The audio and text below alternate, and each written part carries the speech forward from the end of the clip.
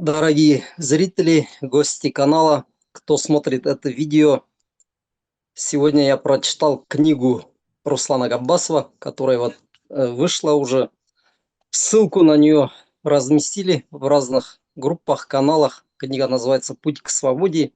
И вот пока впечатления у меня свежие, решил Руслана пригласить на беседу, чтобы, ну, не то, что вопросы задать по книге, а поговорить о ней.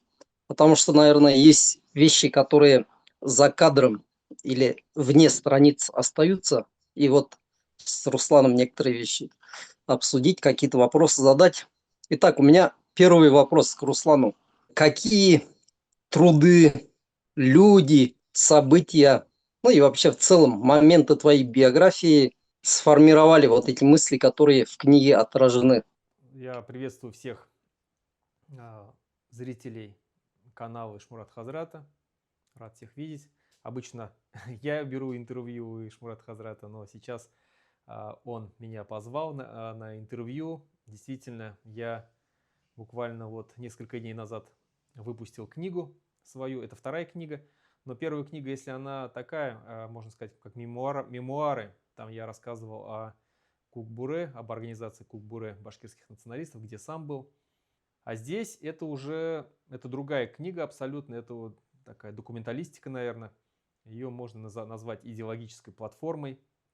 Я в принципе, давно уже пытался а, записать что-то подобное. Настольная книга башкирского националиста. Наверное, так будет правильно, потому что такой литературы нету. Вот, к сожалению, нету. Все труды, которые бы вот касались бы такой идеологии башкирского национализма, я здесь сразу хочу сказать, что национализм здесь это слово в самом хорошем понятии этого слова. Я там расписываю, что есть разные виды национализма. Тот национализм, который мы продвигаем, который я продвигаю, это национализм малых народов, которые пытаются просто сохраниться, защититься от такого национализма крупных народов, крупных стран, крупных империй, который по-другому можно назвать еще империализмом. Вот от этого национализма у нас есть свой, это национализм малых народов, который борется за свое выживание, за обретение своего собственного государства. И так как где-то около, ну как с начала полномасштабной войны России против Украины, я пришел к мысли, что только независимость может спасти наш народ вообще от гибели. Других вариантов я уже не вижу. И почему? Объясню. Потому что все варианты мы пробовали, какие были. Мы были и в Российской империи, и мы были и при Советском Союзе, при разных строях. Мы были при так называемом капитализме, ну, олигархата, наверное, да, олигархический больше строй сегодняшний, который есть. И мы были в двух федерациях, и все, каждый раз мы подписывали 3 договора, и каждый раз мы оказывались в наиболее худшем положении, чем были до этого ранее. Если, допустим, при империи мы как-то там получше жили, при Советском Союзе мы претерпели огромные страдания как народ, кое-как там выправили ситуацию. Я там пишу, что мы, если в начале века там были 1,5 миллиона, после геноцида под названием Зур-Асвык, все знают, все башкиры знают, что это такое. Это голодомор 1921 годов. После этого мы сократились практически наполовину. И если мы к концу 20 века вновь достигли отметки в 1,5 миллиона, то это не благодаря Советскому Союзу, не благодаря вот этой вот правительству и так далее. Это вопреки им. Как бы они нас сколько пытались ассимилировать и так далее, и так далее. Следующий договор, последний договор, который подписывал Муртаза Рахимов с Ельциным, вроде давал какие-то надежды, и наше там национальное движение, наше старшее поколение государственных деятелей как-то поверили этому. Я разговаривал с людьми, которые непосредственно участвовали в этих переговорах по договору, по подписыванию вот этого договора. Верили действительно в этот договор, что он будет соблюдаться, что он там на века, что в этот раз-то мы заживем. Но мы видим, прошло там буквально 10 лет, пришел Путин и все это похерил, да, как говорится. Все началось, все ущемляться наши права с приходом Путина, все сильнее и сильнее. И я думаю, что вот таким пиком всего его правления, наверное, стала вот эта война, на которой сегодня гибнут тысячами наши башкиры, тысячами. За что гибнут, вообще непонятно. Плюс одновременно Одновременно с этим у нас в Башкортостане, мы знаем, идут репрессии, сажают людей, убивают людей, запрещают, продолжать язык, отнимают наши природные ресурсы и так далее, и так далее. То есть перечислять все это можно, и все это в книге я описываю. И я пришел к выводу, что только независимость нас может спасти. По-другому мы не выживем. И вообще я прихожу к мнению, что нашему народу осталось недолго. Недолго, если будет продолжаться вот то же самое, что сейчас продолжается. Максимум 30 лет. Через 30 лет мы, конечно, как народ сохранимся еще, но без национального самосознания. Точнее, это будут те люди, которые будут придерживаться вот такого национального самосознания, как башкиры, ощущать себя башкиром непосредственно, осознавать себя башкиром. Таких будет очень мало. И будет такой ничтожный процент, что в случае, даже если что-то произойдет такое, там, когда нам подарят уже там, в случае там, независимость какую-то, мы не сможем ей воспользоваться, потому что мы перестанем существовать как вот такой уникальный народ башкир. 30 лет. Вот это вот та грань. Еще пока есть у нас возможность, если вот в ближайшее время все это произойдет, крах империи, я имею в виду, крах России, тогда действительно мы сможем осуществить свою мечту создания независимого государства. Поэтому таких, скажем, идейных, идеологических книг их нету. Да, был до этого писал Айрат Дильмухаметов. У него были книги. Но он больше, конечно, когда писал свои труды, он говорил о Четвертой Башкирской Республике в составе России. Он говорил об обновленной федерации, где мы там получим больше полномочий, где там будем распоряжаться сами, но оставаясь в России. Я же считаю, что даже если оставаясь в России, представим, что там будет прекрасная Россия будущего, и там, как обещают вот эти либералы, нам дадут там больше полномочий, там отсыпят этих полномочий, там больше будет у нас прав, там и так далее. Даже это нас не спасет. Мы будем продолжать ассимилироваться, мы будем продолжать исчезать как уникальный сам народ. Просто вот это время, оно немножко, скажем, станет длиннее. Наш конец немножко продлится, агония нашего народа продлится, потому что, как я там тоже описываю, что, ну, представим, вот Башкортостан стал что-то такое, что было в 90-х годах. Там, да, вот у нас там суверенитет, у нас там свои права, но мы в составе России. И вот мы вроде бы начнем жить лучше, там, больше оставлять начнем наших там, доходов в республике и так далее. Там демократия пойдет, плюрализм, гласность, там, свобода слова, честные выборы и так далее. Да, мы начнем жить лучше, но и Башкортостан начнет богатеть, но от того, что мы будем находиться в составе России, соответственно, мы не сможем регулировать там население Республики Башкортостан. К нам будут приезжать, как сегодня в Татарстан, там со всех сторон едут русские, русское население, потому что там богато, там сыто.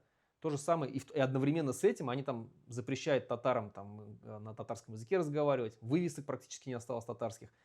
Боролись сколько лет они против татарского языка, ну, в том числе и то же самое было и у нас. Но это будет продолжаться. Сперва точно так же начнут выступать русское население против башкирского языка, как обязательного, если мы его сделаем опять. Москва начнет сперва, может быть, не сильно, но потом все сильнее и сильнее поддерживать. Появятся какие-то партии, которые будут, скажем, спонсироваться Москвой.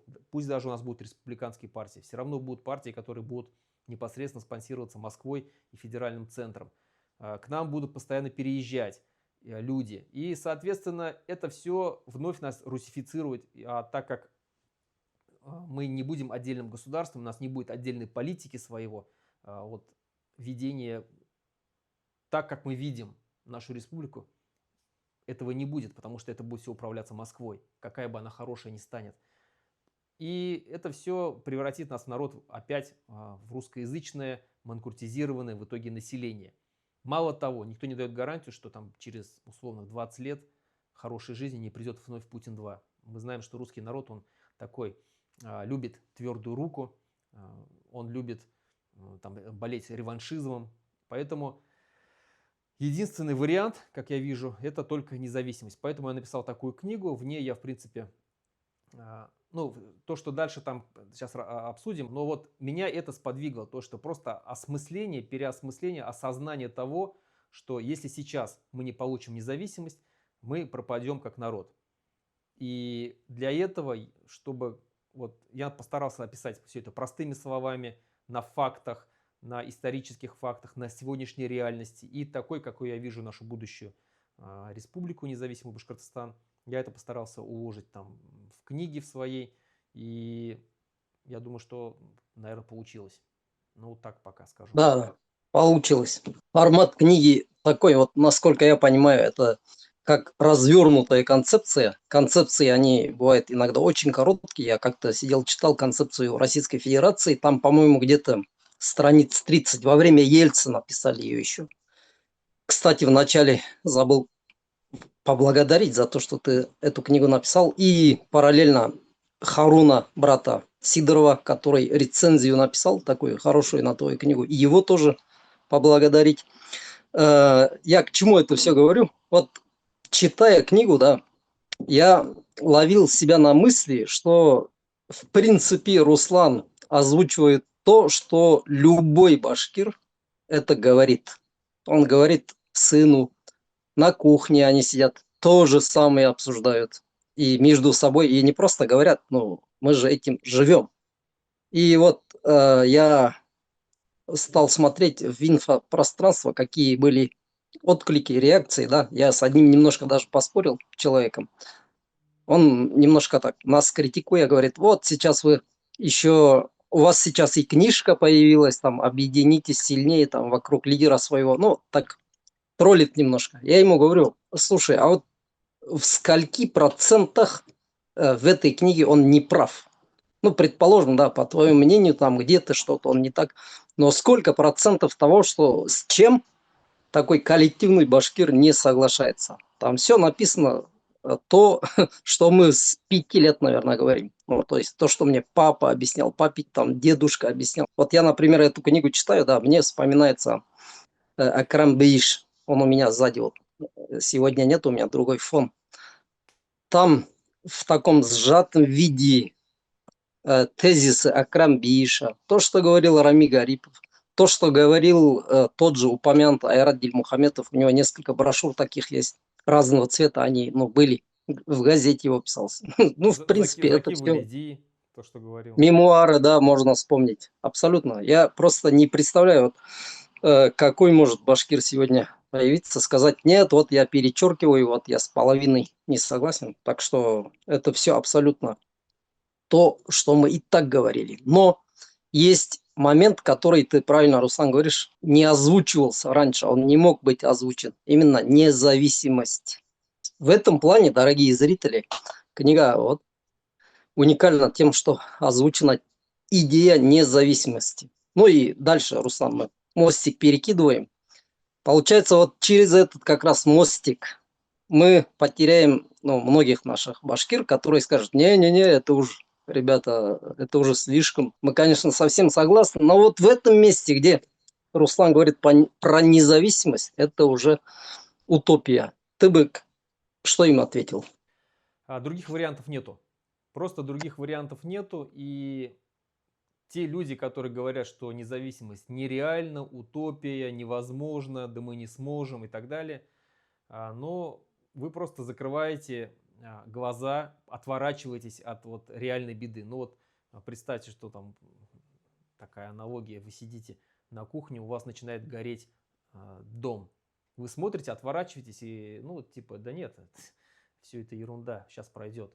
Но нет, это не пройдет, ребята, Башкортар. И мы действительно сейчас переживаем наихудшие времена, когда мы живем очень плохо. Я понимаю, вот есть некоторые такие народы, которые боролись за независимость, но в результате того, что им жизнь улучшили настолько, что предоставили все возможности, какие есть, они, многие перестали, скажем так, хотеть эту независимость. И то не все, а какая-то часть. Нет такого народа, который полностью отказался бы от независимости. Ну, возьмем шотландцев. Шотландцы, которые много веков, там, больше, чем башкиры, находятся в составе Англии, вот этой Великобритании.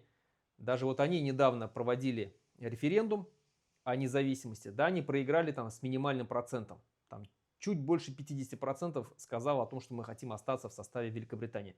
Но с какими условиями они там находятся? У них полное свое правительство, которое полностью практически независимо в решениях. там у них свой бюджет, у них свои там, ну, своей, может быть, армии только нету, наверное, и то своя полиция там внутренняя, они свое образование. Все есть, все, что нужно для нормального государства, все у них есть. И то практически больше половины, практически половина хочет, чуть меньше половины хочет независимости. То же самое с ирландцами. То же самое можно сказать про басков и каталонцев. Баски, если еще там в середине 20 века это был нищий регион в составе Испании, и они боролись за независимость и очень долго, мы знаем, с помощью террора боролись. А сейчас это один из самых богатейших регионов. Может, то же самое можно сказать и про Каталонию. Да, у них свои партии, националистические партии, которые там управляют в парламенте внутри, свои языки, свои школы и так далее. И то они хотят о независимости. И то. Поэтому, а у нас этого нету. У нас все плохо. Нас, еще раз говорю, то есть нас лишили практически языка. У нас лишили национального образования. Еще недавно мы в школах, у нас были школы до 11 класса, где все предметы были на башкирском языке. Сейчас этого нету. Сейчас остался 1 час в неделю, и то по выбору. Больше этого нету. Приедьте, но если вы закрываете глаза от этой как бы беды, но приедьте в любую башкирскую деревню, где дети гуляют на улице, и послушайте, на каком языке они говорят. Я думаю, что ну, никто не будет скрывать, что действительно все дети сейчас практически разговаривают на русском языке. Мало где разговаривают. Но если в глухих деревнях, может быть, еще разговаривают на башкирских языках, но в таких райцентрах, таких как там Аскарова, Акьяр, там, и там Зилаир, ну, Зилаир-то и так давно уже Исянгулова, допустим. Ну, вот таких крупных райцентрах сейчас дети разговаривают на русском языке. Поэтому не надо самих себя обманывать. Мы действительно пришли вот к такому точке. И это только язык. Помимо этого мы дошли до того, что мы министры культуры не можем себе назначить без согласования с Москвой. Вот Москва согласует нам какого-то нашего министра культуры, тогда мы ставим его. Без согласования его мы ничего не можем. Мы не можем сами провести честные выборы. У нас нет национальных своих партий. У нас партии все федеральные, которые вообще не защищают наши интересы. У нас изымают наши природные ресурсы под Кыргызстау. Народ бастовал, не бастовал, вообще без разницы. Просто забрали и все. И сказали, что будем разрабатывать. Провели для отвода глаз слушания. И на слушаниях прямо так и сказали, что ну, решение принято, мы в любом случае будем разрабатывать. Против вы или там за. Поэтому все, плюс еще война, как я говорю. Война, на которой огромные деньги уходят. Башкортостан залез в долги. Когда-то он был в 90-х годах регионом-донором. Сейчас это регион, который там, в бюджете огромная дыра. Плюс мы еще платим и платим за эту войну. Платим не только деньгами, платим еще и жизнями. И как не хотеть из этого вылезти? Конечно, все хотят из этого вылезти. Я понимаю, многие боятся. Люди боятся перемен. В первую очередь. Люди боятся вот чего-то неизведанного. Да, этого никогда у нас не было. Но у вас есть возможность. Поэтому я всегда призываю, съездите в Казахстан. Никакого загранпаспорта не надо. Съездите, посмотрите, как живет государство, которое 35 лет назад получило независимость. Съездите в Узбекистан, съездите в Кыргызстан, съездите в Грузию, в Армению. Возможно, они живут не так хорошо, как Москва, но явно не хуже, чем Башкортостан живут сейчас. Точно.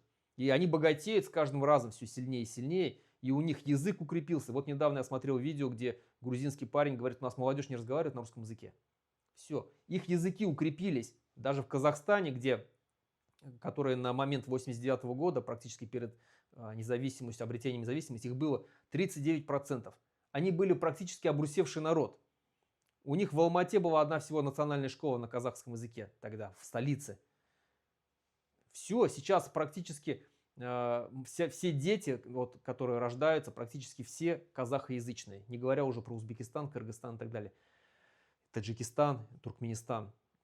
Поэтому, когда независимость, народ расцветает, укрепляется язык, растет численность, растет экономика, есть своя армия, есть свои сборные по футболу, есть свои сборные на Олимпийских играх, заседают в ООН.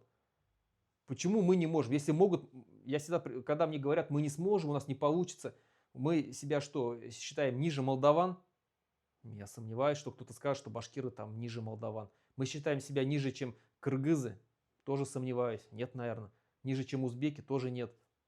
Почему они могут, а мы не можем? Мало того, ни одно государство, которое вышло, не просится обратно. Как бы им там ни жилось плохо.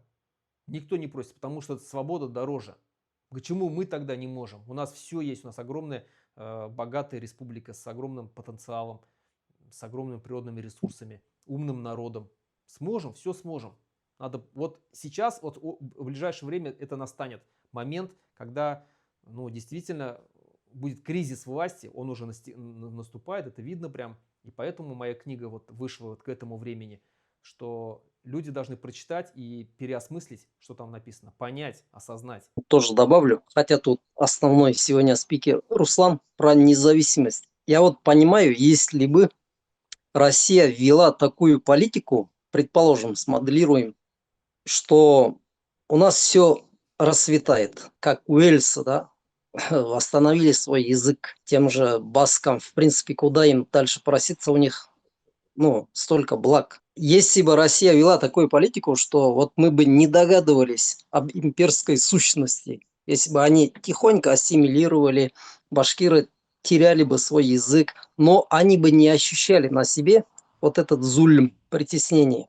Я тогда бы еще понял, когда люди бы от этой темы закрывались. Ну, когда мы видим вот не просто открытым текстом заявления, а в таком, знаешь, унизительном ключе.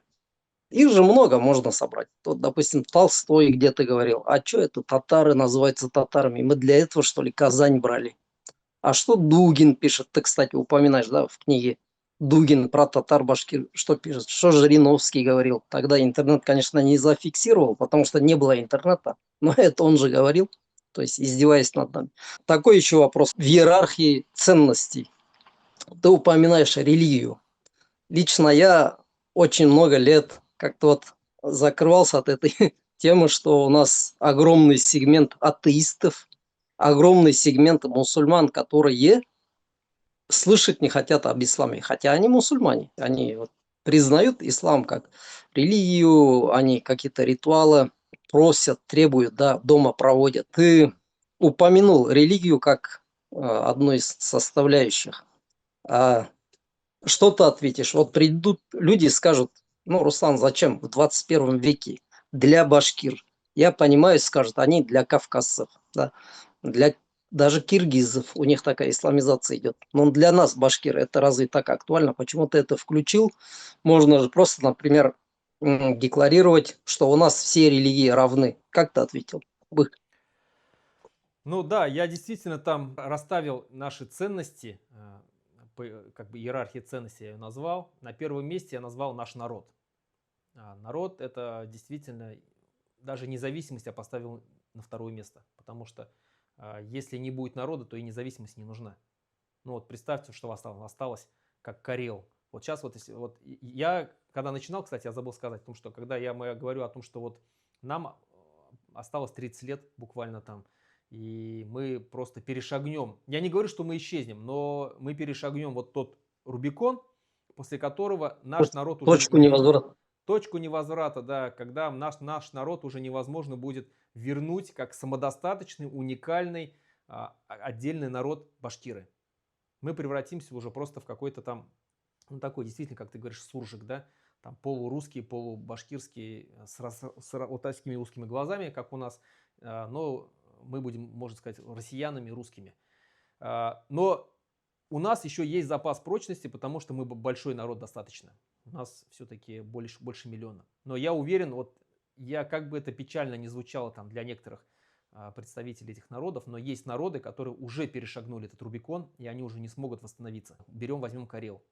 Карелы, которых и 100 лет назад еще они были большинство своей республики, сегодня их осталось 5% в своей республике. И карел с карельского языка практически не услышишь в Карелии. Его нету практически. А ведь она еще когда-то была, еще недавно начинала как союзная республика была. Потом ее понизили. И вообще сейчас там практически ничего. У них даже словарь не смогли создать до сих пор. Потому что там у них там разные диалекты такие сильные. Но я просто к тому, что вот есть народ, который уже не... Даже если дадут ему независимость, скорее всего, он уже не восстановится. Его не хватит. Во-первых, их всего 5% населения. Такого, представим, что всех русских оттуда убрали, оставили одних карел, они не смогут выжить. Но такое маленькое количество населения не сможет выжить. Это первое. Второе. Ну, естественно, русских никуда там не денешь. И они в итоге все равно, даже при независимом государстве, они ассимилируют этот народ.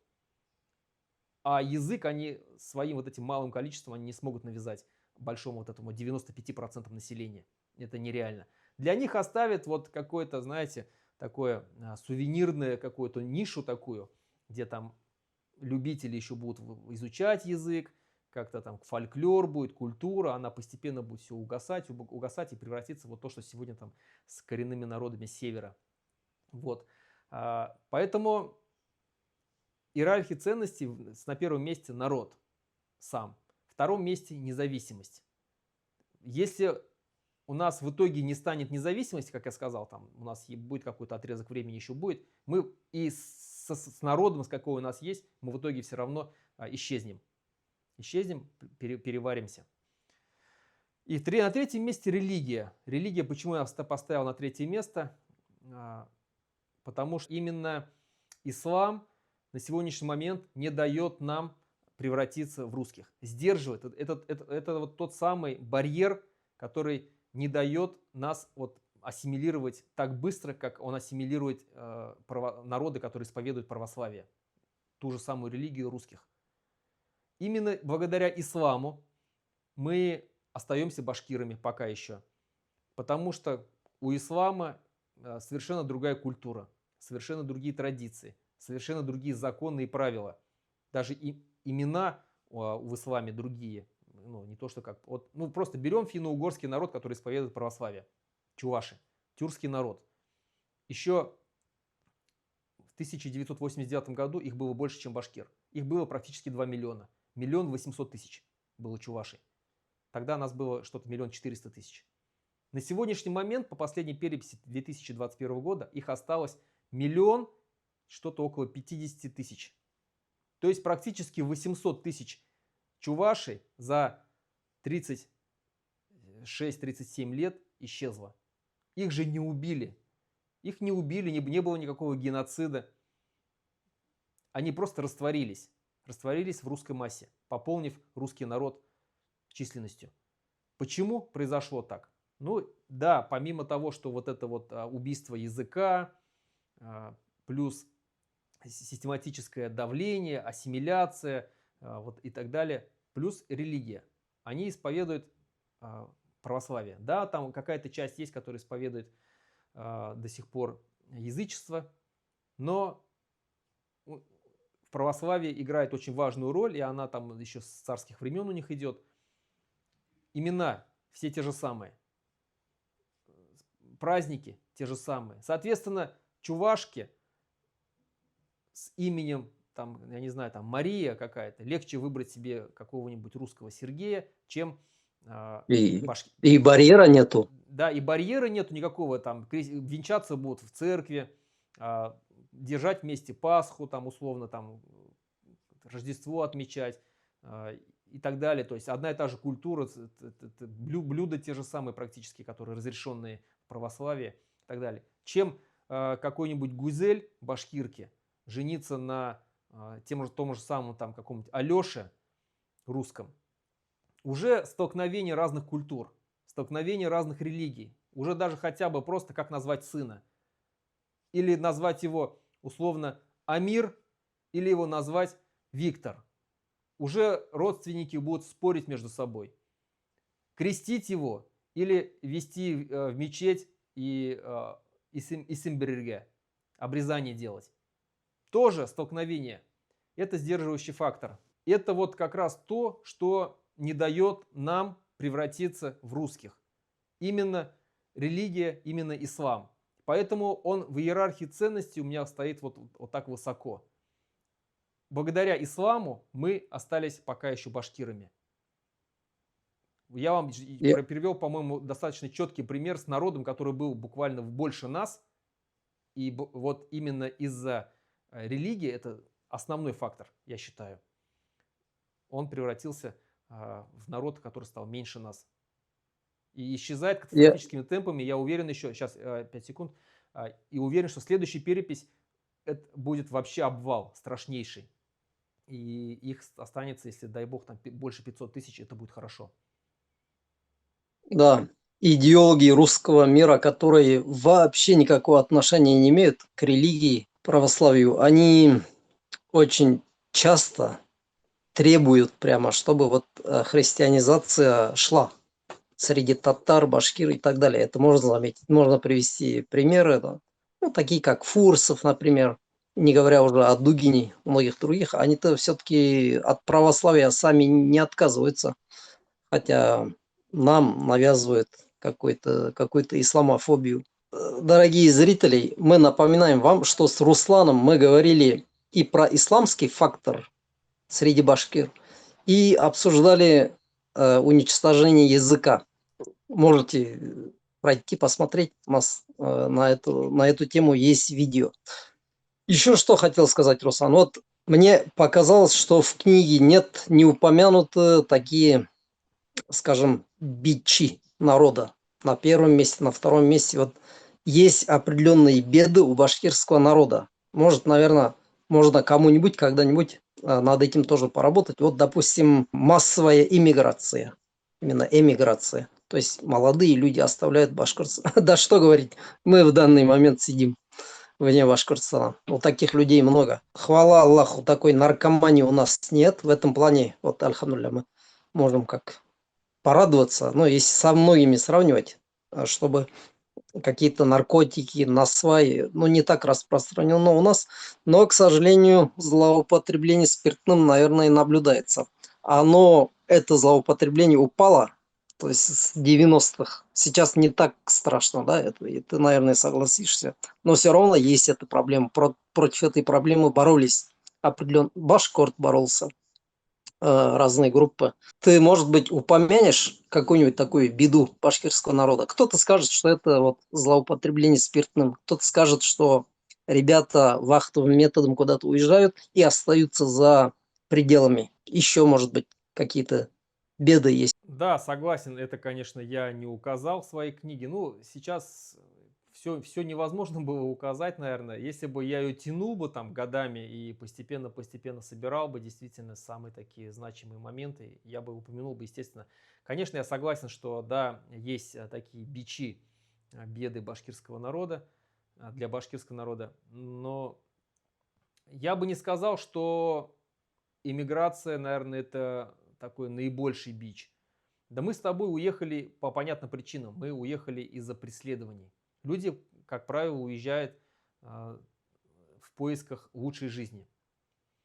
В поисках лучшей жизни, да, это есть проблема. Многие севера сейчас заполнены башкирами, но, как правило, в старости, ближе к старости они все равно возвращаются. Но в любом случае их дети, которые рождаются там, они теряют свою национальную идентичность. Это проблема, я согласен. Но я думаю, что вот с момента сейчас идет кризис, сильнейший кризис экономический, и он ударяет в первую очередь там по нефтяному сектору, по газовому сектору. Возможно, сейчас действительно народ будет возвращаться. Это первое. Потом, когда наступит действительно коллапс всей этой системы, этого режима, начнется большой хаос, большая смута, как я его называю. И учитывая то, насколько сегодня вот эти вот неонацистские русские организации устраивают травлю, гонения на нерусские народы, на мусульман, я думаю, что будет небезопасно находиться в других регионах российских. Легче, проще будет переехать обратно в Башкортостан под защиту все-таки своего народа, своей республики. Это второе. И я думаю, что башкиры, они в любом случае все-таки больше любят свою родину. Поэтому мы сконцентрированы, вот нас 1,5 миллиона всего в мире насчитывается. Не в мире, а в России 1,5 миллиона, из которых 1 250 000 находятся в самой республике. В принципе, это достаточно большой процент населения внутри своей республики. Поэтому, да, проблемы есть, но я думаю, что она будет решаться в нашу пользу, тем более, когда наступит независимость. Когда объявят независимость государства, мы сделаем отдельную программу по репатриации наших соотечественников. Мы будем предоставлять льготы, чтобы люди переезжали. Ну и люди сами просто захотят пожить в независимом государстве, я думаю, в Башкортостане. По алкоголю действительно это тоже проблема, но действительно, как правильно ты заметил, Шмурат Хазрат, она стала меньше, намного меньше проблемой, чем это было в 90-х годах. Я человек, у которого провел юность в И 90-х. перебью, Руслан. Трезвых свадеб очень много сейчас. Да, Вот проводят без алкоголя. я сам, когда юность моя была в 90-х, так говорится, лихие 90-е, я видел все это. И мало того, вот мне запал такой случай, когда в университете БГУ я учился, и у нас там преподаватель на уроках прям так и сказал. Вот, говорит, действительно, на сегодняшний момент, он тоже, кстати, когда начали говорить об алкоголе, он сказал, что действительно сегодня алкоголизм намного меньше. В 90-х годах люди, говорит, у нас студенты прям пили, говорит, на уроках, на парах, говорит, пили алкоголь. Общежитие, говорит, там вообще просто постоянно бухало. Сейчас это действительно меньше, люди действительно... Это ислам, это очень сильно и влияет ислам. Люди, возвращаясь к исламу, перестают, конечно, пить алкоголь, харам, и это очень сильно влияет. Плюс сейчас мода ЗОЖ, как говорится, да, здоровый образ жизни. Люди стараются действительно вести здоровый образ жизни, это тоже играет роль своеобразная. Поэтому у нас была проблема суицидов. Очень много было проблем, но это тоже на почве алкоголизма. На почве алкоголизма. Это да, 2006-2007 Да, такие, мы да. там первые места занимали по России по суицидам. Вот есть проблемы. Сегодня я считаю, что проблема исходит только из политики Москвы по отношению к нам. Все проблемы, какие есть у нашего народа, это политика Москвы. Это вот еще раз говорю, это русификация, это манкуртизация, когда люди считают Салавата Юлаева, есть такие башкиры, которые считают своего Салавата Юлаева там бандитом, наслушавшись там вот этих бредней русских идеологов. Для меня было открытие, это честно скажу. Есть, которые считают Заки Валиди, что он там с Гитлером там что-то там создавал, что-то там делал, но и многие считают, что там башкирские восстания это было зря, башкиры поднимали, надо было вот как-то там, как татары, не поднимать и сохраняться, и сейчас бы у нас было бы больше в численности.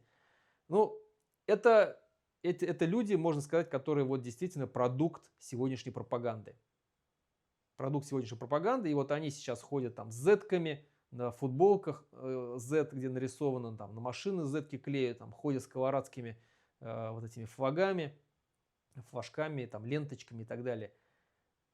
Что в этом башкирского? В этом башкирского ничего нету. Мало того, вот из-за этой политики, там, особенно коммунисты, там, да, слава Аллаху, сейчас молодежь, скажем, не болеет вот этой коммунистической заразой, дрянью, но старшее поколение, оно до сих пор там с пеной у рта доказывает, вроде бы нормальный башкир, вот там, помню одного защитника Куштау, нормальный башкир, но у него на аватарке стоит Сталин,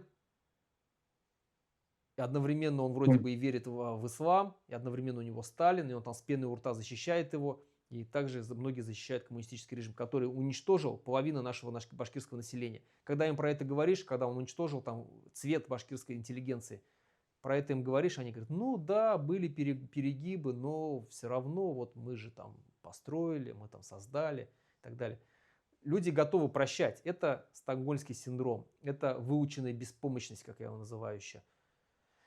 Есть беды, но это все лечится, это все быстро будет лечиться, когда станет Башкортостан независимым государством, через открытие архивов, через правильную подачу материала, документальная хроника. Мы будем все это поднимать, мы будем делать правильные передачи, рассказывая о том, что потерпел башкирский народ от этих вот режимов, от этих вот идеологических установок, которые нами правили все эти века.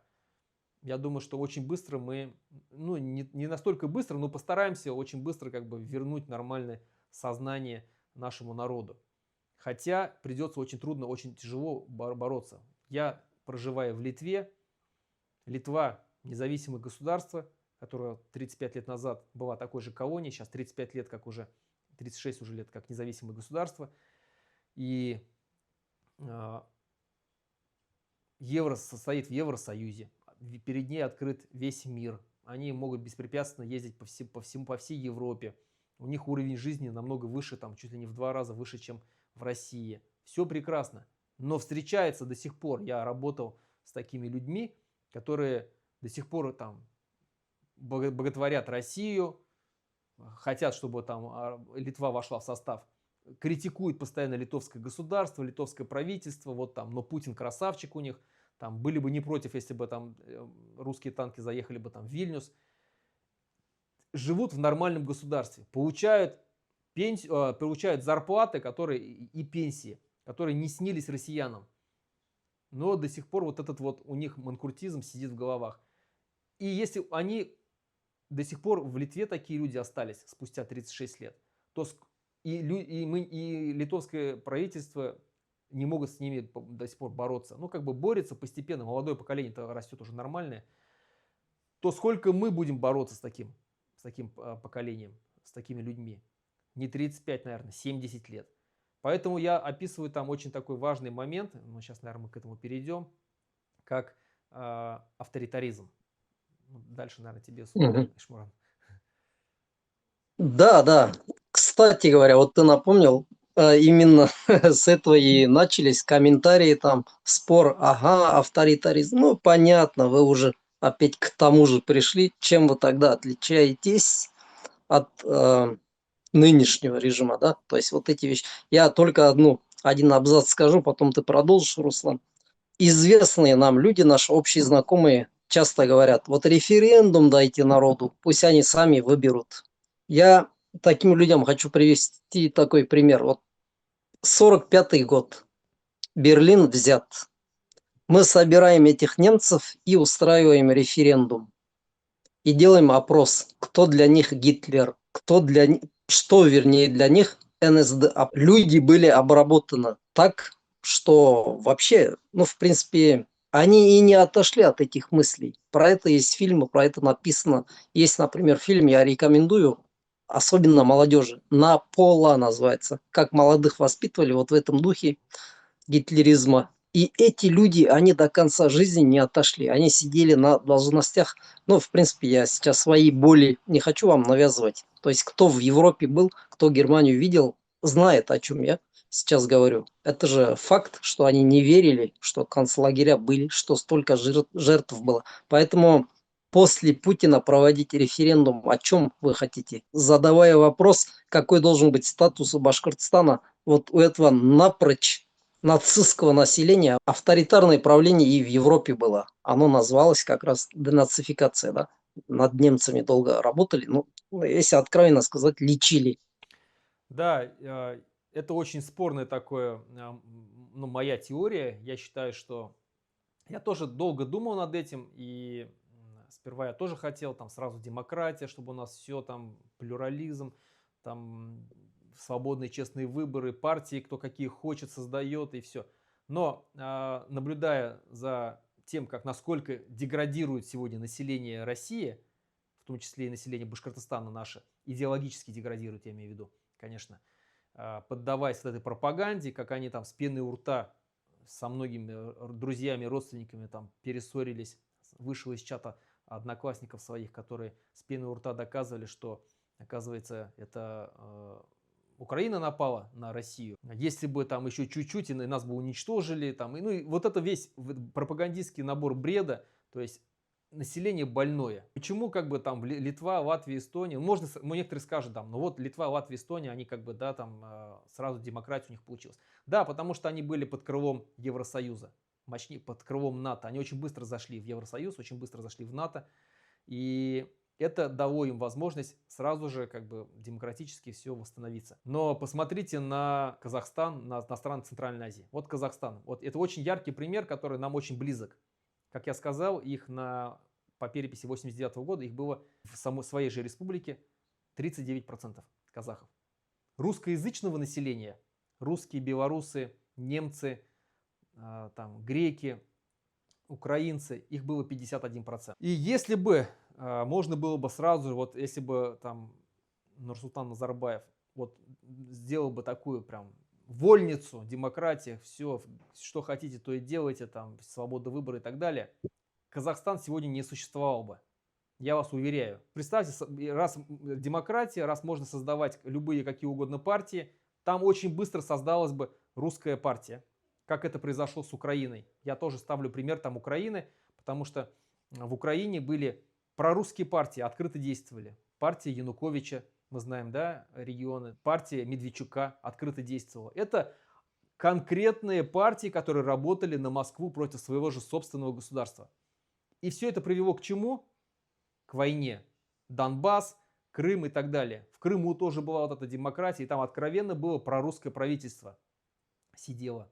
То же самое было бы в Казахстане. Учитывая, какое огромное количество населения русских, и до сих пор там 3 миллиона русских, и поэтому там до сих пор не дают делать демократию, потому что очень сложно. Северный Казахстан давно бы уже откололся бы. То же самое и у нас. Если бы у нас, ну, некоторые скажут, вот, допустим, там, я знаю, как бы, мне потому что задавали вопросы, как бы, с критикой, с примерами. Ну, вот Монголия. Монголия же как бы смогла установить демократию, хотя она находится там рядом с Россией, находится между Китаем, как бы ей тоже тяжело, и они могут там давить на нее. Но, согласен, но монгол – это моноэтническое население своей республики. Там 90% монголы живут. Можно устанавливать, пытаться устроить демократию.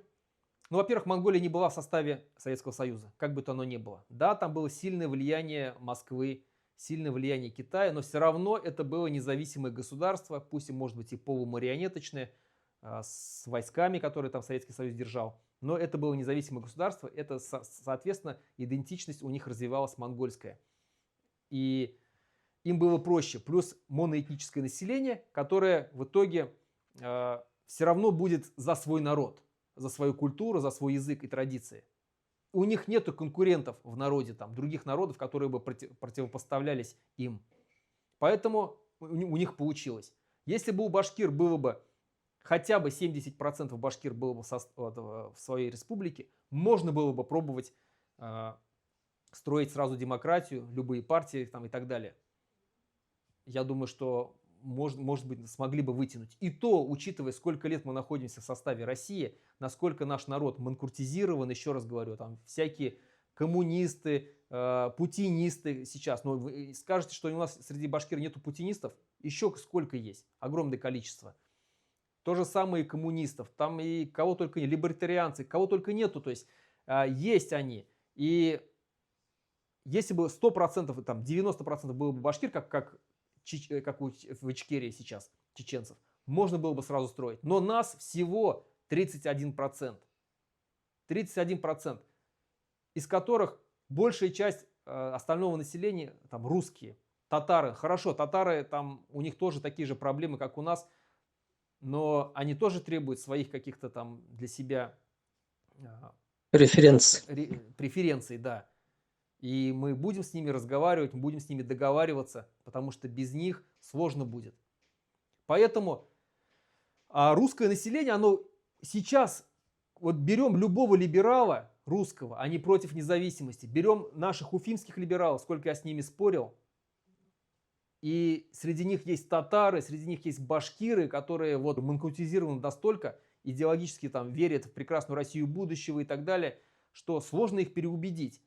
И они будут против, а не говоря уже про простое русское население. Они в подавляющем большинстве против будут. И представьте, сейчас, ну, там, условно, произошла независимость. Там, даже Москва признала, там, вынуждена была признать нашу независимость. Вот мы стали независимым государством. Вы думаете, Москва через такое огромное количество русского населения в нашей республике, она не пыталась бы мутить? Еще как мутила бы. Создались бы партии, вливались бы огромные деньги туда. Они бы раскачивали бы ситуацию, они бы боролись против башкирского языка, против того, что мы бы там продавливали бы там какие-то законы, которые бы работали на башкирский народ, чтобы восстановиться просто как народ нам. Жизненные, чтобы соки вернулись в наш народ. Они работали бы против этого через свои партии. А в итоге потом пошли бы какие-нибудь очередная русская весна, откалывались бы какие-нибудь у нас части и так далее. Не состоялась бы у нас республика.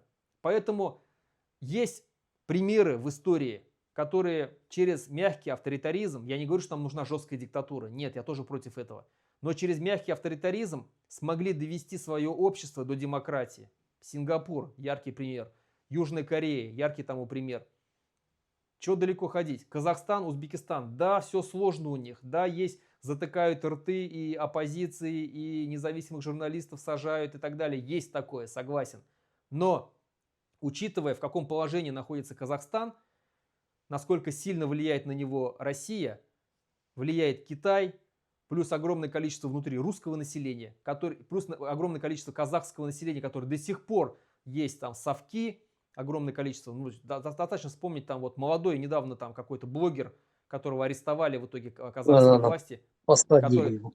топил там за Россию, там русские дружины нам нужны обратно, здесь тоже в Казахстане и так далее. Их бы давно растерзали бы этот Казахстан. И растерзают точно так же нас. Поэтому на первое время нужен авторитаризм. Важно не только завоевать независимость, важно еще удержать. Это самое большое. Сегодня я слушал эфир Руслана Айсина с Гео Васадзе. Он правильно сказал, он правильно такую аналогию привел, как игра «Царь горы». Мы, наверное, все в детстве играли в эту игру. Мгм. И зимой, то есть у нас там наваливали кучу снега, гора такая, раньше же снег не вывозили, и, да и до сих пор его не вывозят практически. Вот его наваливали кучу огромной горы, она такая вот затвердевала, и мы над ней играли, то есть нужно захватить вершину и удержать ее, отталкивая всех остальных. Когда ты со всеми остальными идешь захватывать эту вершину, тебе легче, потому что вас много, а он один. Когда ты сталкиваешь и залезаешь на вершину сам, против тебя все остальные. И тебе нужно удержать ее. Вот здесь то же самое будет. Учитывая такое огромное количество внутренних врагов, внешних врагов, а Москва, она явно будет, ну, в минуту слабости она, может быть, что-то и подпишет, но в остальное время она, когда усилится, она вновь будет пытаться нас возвращать. И нам нужно будет удержать свою независимость. По-другому просто никак. Нужно будет, как я это пишу в своей книге, может быть, первое время тяжело будет создать свою собственную армию. Возможно, придется приглашать миротворческие силы тюркских государств наших.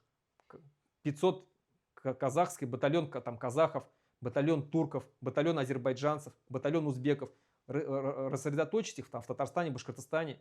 Уже пыл охладится, нас пытаться захватить или вернуть обратно. Только так вот я считаю, что... А потом постепенно, да, есть шанс скатиться в диктатуру. Но поэтому к власти должны приходить именно националисты, именно патриоты, которые хотят, которые ставят благополучие народа башкирского, народа Башкортостана, благополучие республики выше собственных нужд или собственного кармана.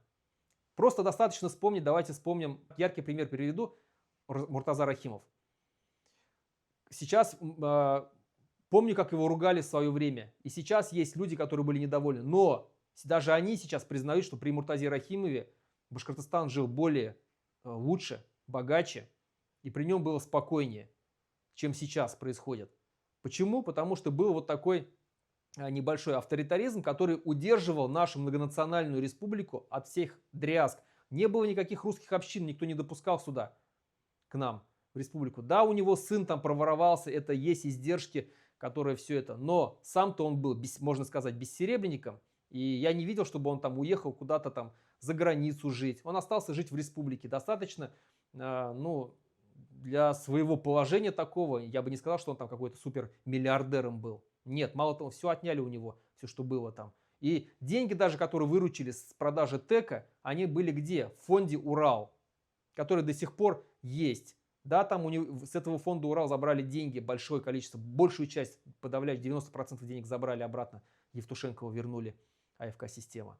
Но факт в том, что этот фонд работал на Башкортостан, это же факт. И как приводили многие политики, не было такого, это был уникальный случай в России, где с продажи там какого-то стратегического предприятия деньги бы аккумулировались бы в фонде, который бы работал на эту республику. Такого нету. Поэтому мягкий авторитаризм нам нужен будет первое время. Условно там 10-15 лет, чтобы удержаться, чтобы провести нужные законы, чтобы скажем так, восстановить экономику, восстановить уровень жизни, поднять уровень жизни, обрести союзников, создать свою армию, чтобы мы были крепко стояли на ногах. Потом уже честные выборы, демократия, многопартийная система и так далее.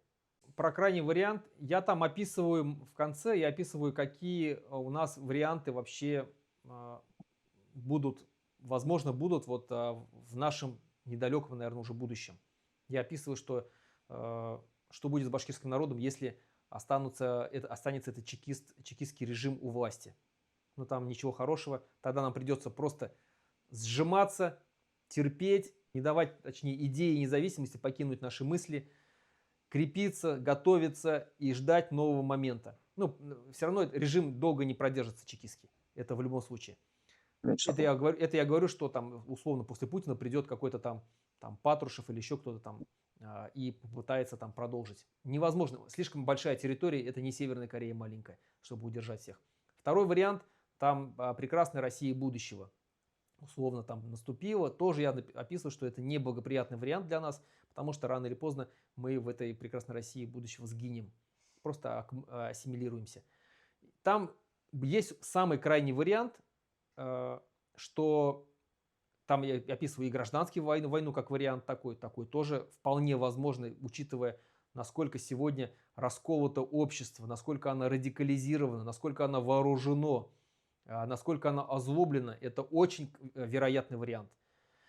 И последний крайний вариант я там описываю, что в случае, если нам придется с оружием в руках бороться за независимость, и условно вот те сегодняшние правители Республики Башкортостан, Хабиров, может быть, завтра его уберут и поставят какого-то Табуреткина, неважно, от правительства, сегодняшнее путинское правительство, оно не захочет независимости Башкортостана, оно будет всячески этому препятствовать, останется верной Москве, и у нас не хватит, конечно, я там и также описываю, что нужно брать, конечно, будет максимально попытаться свергать эту власть, и устанавливать контроль над всей республикой. Но может такое получиться, что у нас просто не получится, не хватит сил там, свергнуть эту власть, там, взять Уфу и те районы, которые будут верны этой Уфе. Мы знаем, что там Бирский район полностью населен русскими, там Благовещенский и так далее. Ну, какой-то вот представим, да, какая-то часть Башкортостана там не захотела независимости, вот она осталась там. И у нас нету сил забрать это все. Значит, нужно будет создавать независимый Башкортостан на той территории, которая будет согласна на независимость, которая будет подконтрольна силам вот этого вот национального возрождения. Только так. Даже на такой территории мы сможем создать. Конечно, мы не будем признавать независимость там или вообще вот это вот Уфу, там и те территории, которые отколются, мы не будем их признавать. Мы будем ждать момента, чтобы вернуть их обратно, конечно, но в любом случае надо постараться максимально избегать каких-либо вооруженных конфликтов. Война что нам максимум не нужно, это точно война, нам точно не нужна. Если будет война, это разрушение экономики, это бегство населения из республики, это крах, и это отвернется мировое сообщество. Это очень крайний вариант, очень крайний вариант, поэтому он нужен будет только тогда, когда нам не оставят выбора. Но если есть выбор, там вот какая-то территория, и мы можем на ней создавать свое независимое государство, надо это делать. Таких примеров было множество в мире. И мы знаем, ну, тот же самый Азербайджан, да, потерял Карабах, проиграл свою первую войну, потерял Карабах. Что он сделал? Он работал над своим благосостоянием граждан, усиливал экономику, усиливал свою армию. В итоге 30 лет они ждали. 30 лет. В начале 90-х они проиграли Карабахскую войну. 30 лет ждали, и вот в начале 2022 году, да, они там вернули обратно свою территорию. Ничего, ждали, в итоге вернули. До сих пор Молдова берем. Без Приднестровья у нее отобрала Россия практически, да, и живет без нее, строит свое независимое государство. Ну, таких примеров много, еще раз говорю. И нам тоже надо будет. У нас есть территория, за Урале особенно, там это богатая территория там, на природные ресурсы, есть города. Будем строить отношения там, с тюркским миром, с соседями постараемся. Постепенно, рано или поздно мы вернем ту территорию, которая пока не захочет независимости. Увидит, как наше государство будет расти, развиваться, все будет богатеть, они сами попросятся к нам.